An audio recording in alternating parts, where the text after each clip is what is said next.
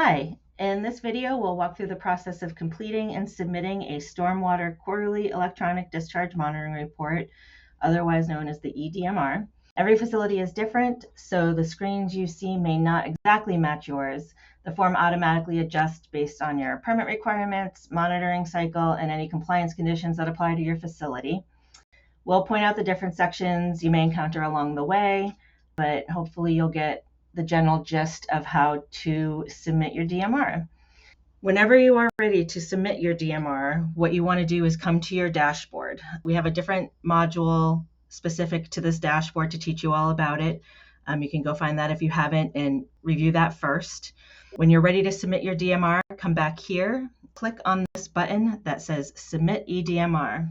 This is going to launch our ANR Online platform in a new tab and will load the page for our electronic discharge monitoring report.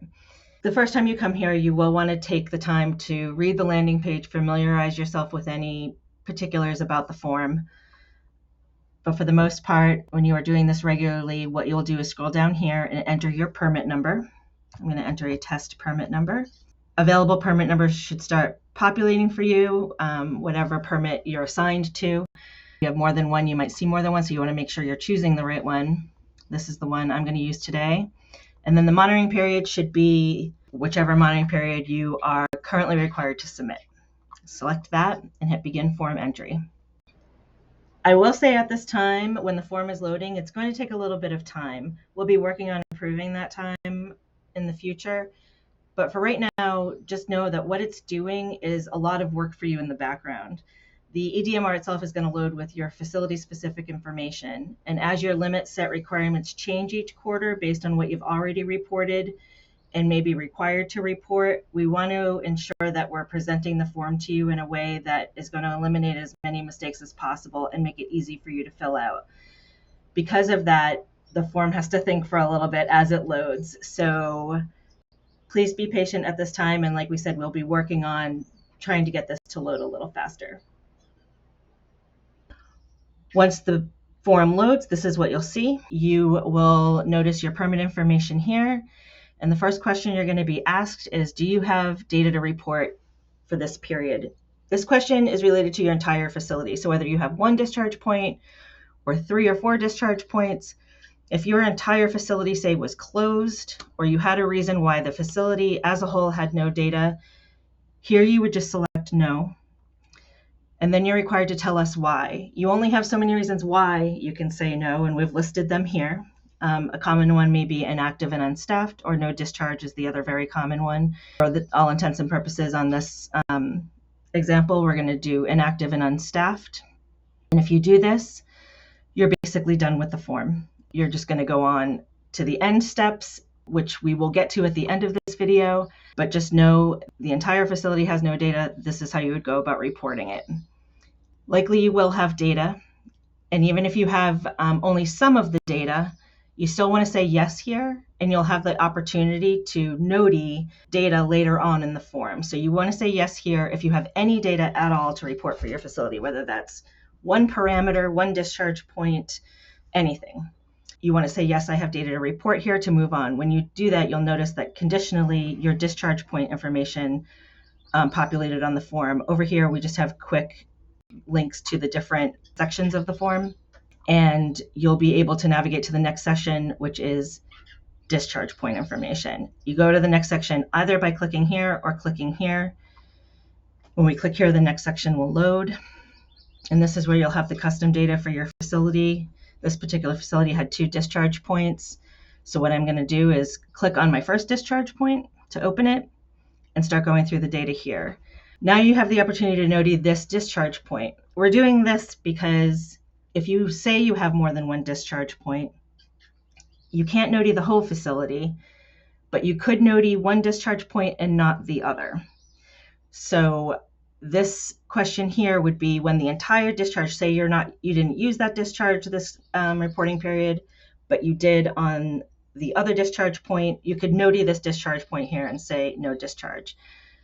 For the purposes of going through these examples, I'm not going to do that, but it behaves the same as we saw at the report level NODI. So I'm going to say yes here, and what will happen now is you will now see your monitoring requirements. This is the bulk of the form and what we'll go over as best we can with a test permit. But essentially, there are 4 different sections of monitoring that you may encounter. And if your facility doesn't have one of these scenarios, you won't see the section or be required to fill it out. You should only have to worry about what you see on your screen. But in essence, the first one that may pop up is the quarterly standard benchmarks. These are monitoring benchmarks that you're testing for quarterly. And when you come to this section, what you're doing here, you should see all of the parameters that you're required to report on for your facility, the limit for them, the statistical base code, as we talked about in the dashboard overview. Now you have the question, do you have data to report? These are going to default to yes, that you do have data to report. And again, you can NODI one of these. So you can see that we're getting more granular with our ability to NODI. So say for some reason, the lab didn't send you back results on total suspended solids. You could say no here for just this one parameter and then give us the NODI reason as to why not. And it would be lab error. So that's how you can NODI one parameter overall. But otherwise, I do have my lab values for these parameters. I'm going to go ahead and report them.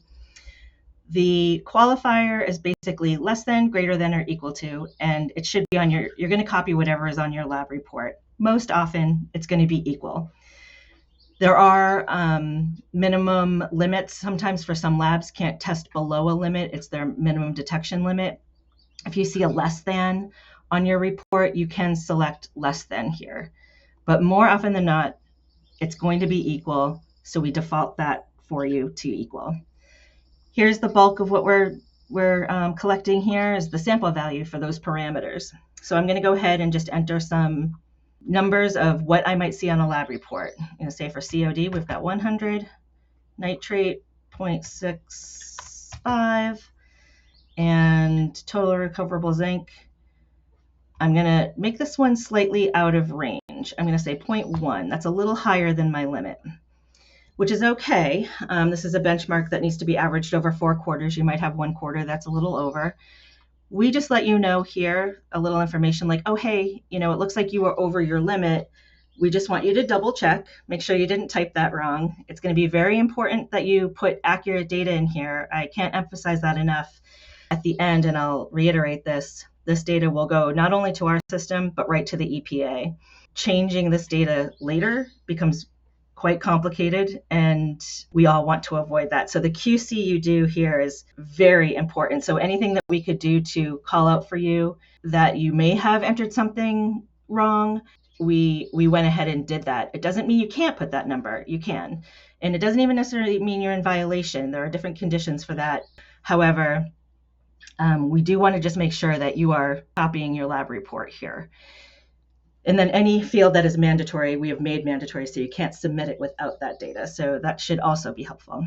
If you are over, we provide this field as an opportunity to let us know what happened. There might be, let's say, a flooding event, and your numbers are way off than usual. You might want to note that here. That's just one example, but it would be good to put here any reason why something was over or out of range. Those are the quarterly benchmarks. The next section is the effluent limits under corrective action. So these are annual limits typically, but you've reported numbers in the past that have forced them into corrective action, and now they're required quarterly. That's what happened here. On a previous DMR, I had reported my TSS is slightly over. So what I'm going to do now is, because it's required quarterly, I'm going to go in and put my new values, and let's say I did some corrective action in my facility, things are looking good, and I got a 10 here. I might have the same number for both. That might be very likely. If you took one sample, that's fine. And so I'm just going to say my TSS equals 10. And then this table below is annual effluent limits, data not required. This is just a read-only table. This table is just going to let you know, like, hey, you see an annual limit of pH on your permit and in your limit set. However, you already reported it to us this year, so you're not required to report it anymore. And so we've defaulted it to you as you don't have data to report and monitoring is not required. If you've already submitted the data and you've met your compliance conditions, we do not want you to submit more data to us. You can certainly keep that data at your facility. You can contact our program if you have questions, but for this report, you do not need to submit your annual effluent for pH. When you're done with this one section, you can go on to your next discharge point, and it's the same principles all along, and we've got the quarterly benchmarks. I don't have annual effluent under corrective action, so that table is no longer here, but what I do have here is annual effluent required. So this is the fourth table you might see, and this table is when it's the last quarter of a calendar year, and you need to supply us with an attempt to monitor for pH once a year. And you had NODI'd the previous 3 quarters, and now in this 4th quarter, you are required to attempt to monitor. You still might have to NODI it because, say, there might have been no discharge for 4 quarters, or there might be reasons. So you can NODI it, but you are required to at least do that here. So we're going to go ahead and just say that we do have it, and we're going to enter the value, and I'm going to do that for both of them as necessary. And that is it. So now I didn't enter my benchmarks here. Let me do that quickly.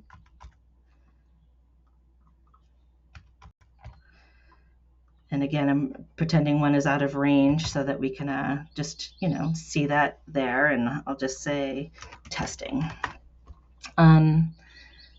So that's it. We've got our discharge points filled in, and we will now go to the next section, which is just to review. I'll click on the review. It will bring us there. What you will see, if anything that was mandatory that wasn't filled out, this section will be red with an exclamation point. And if you scroll down this area, it will let you know what you missed. So if I had forgotten to put in the benchmarks on the second discharge point, which is right here, this would have been red, and I would have been obvious that I had missed those fields. Once everything looks good, again, I can't emphasize enough that you really need to QC this well. Make sure these numbers are correct. Make sure you have NODI'd what you need to with the correct NODI code. Again, because this is not only going to the state of Vermont, this is going straight to the EPA as well. And once it gets there, it's very difficult to get those numbers changed. So this QC section here is critical. Once you're done here, you're going to click on signing. This section will be unique to you. You'll have your own questions, but you need to be authorized to sign for this DMR, and we have other guidance on your subscriber agreements and assigning permits to you. But once you have done that, this should all be good. Agree to all, that's mandatory. You enter your password. Once you had set up your subscriber agreement, you were able to choose questions personal to you.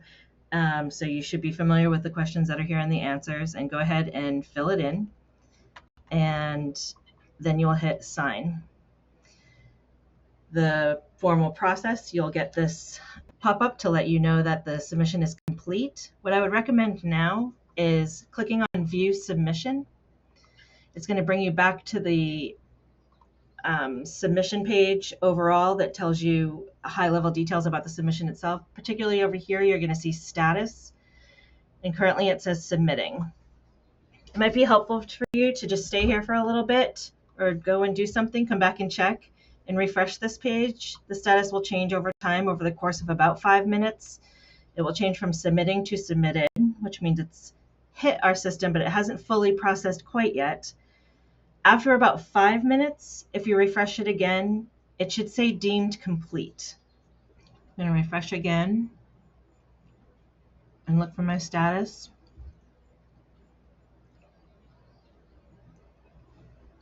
It's now deemed complete.